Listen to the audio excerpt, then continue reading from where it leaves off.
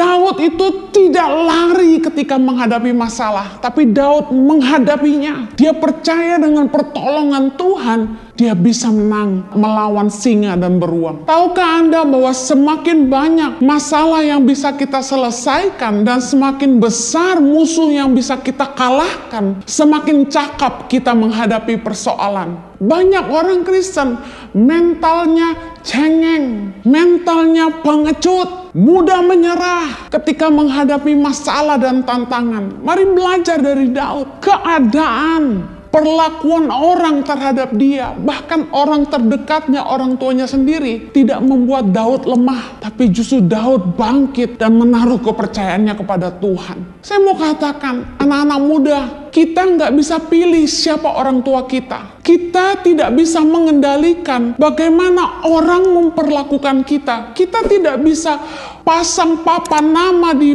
dada kita dan berkata, jangan sakiti saya. Kita tidak bisa menghentikan badai yang menerpa hidup kita. Tapi reaksi kita terhadap persoalan yang datang dalam hidup kita menentukan apa yang akan datang kemudian. Berserulah kepada Tuhan dan jangan kepada manusia. Setiap kali menghadapi masalah dalam hidup, pergumulan hidup ini, nomor satu, datanglah kepada Tuhan. Berserulah kepada Tuhan. Jangan cari manusia. Jangan fanatik kepada konseling. Saya mau kasih tahu sebagai hamba Tuhan, konseling tidak menyelesaikan masalah. Jangan mencari tempat pelarian, tempat curhat, cari teman, cari pendeta yang belum tentu mengerti dan tidak peduli sama hidupmu. Belum tentu mereka bisa dipercaya dan bisa memberikan nasihat yang terbaik. Tidak sedikit yang kasih tahu sama saya bahwa pendeta yang dia jadikan tempat curhat malah menceritakan masalahnya kemana-mana. Berserulah kepada Tuhan,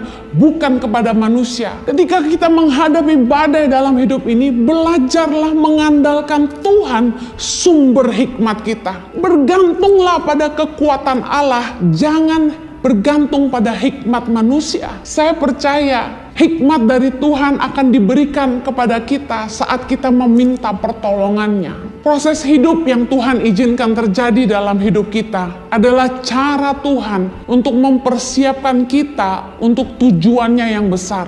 Saya bersyukur Tuhan itu sudah mempersiapkan hidup kita jauh sebelum kita menghidupi rencananya hari ini. Proses hidup itu Tuhan izinkan terjadi untuk menghantar kita kepada rencana Tuhan yang sempurna. Dari kecil saya terbiasa tidak bisa mengandalkan diri kepada orang tua. Saya pernah cerita di khotbah saya yang lain bahwa orang tua saya meninggalkan saya umur 11 tahun. Saya harus berjuang, dibuang sekolah ke Australia, harus bekerja keras untuk bisa melanjutkan sekolah, untuk membiayai hidup saya.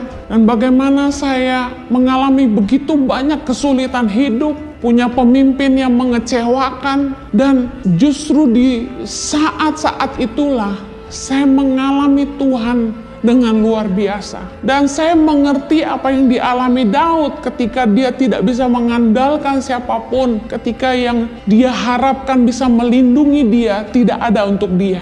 Apa yang bisa kita andalkan selain Tuhan? Mungkin masalah hidup saya berbeda dengan masalah hidup Anda, tapi kita sama-sama tiba di satu titik di mana pada akhirnya kita menyadari tidak ada yang kita bisa andalkan selain Tuhan. Tidak ada yang lebih mengasihi kita lebih dari Tuhan. Percayalah bahwa proses kesulitan hidup, badai yang menerpa hidup kita akan mengasah iman kita, membentuk karakter kita, dan mempersiapkan kita untuk sebuah rencana Tuhan yang lebih besar bagi kita.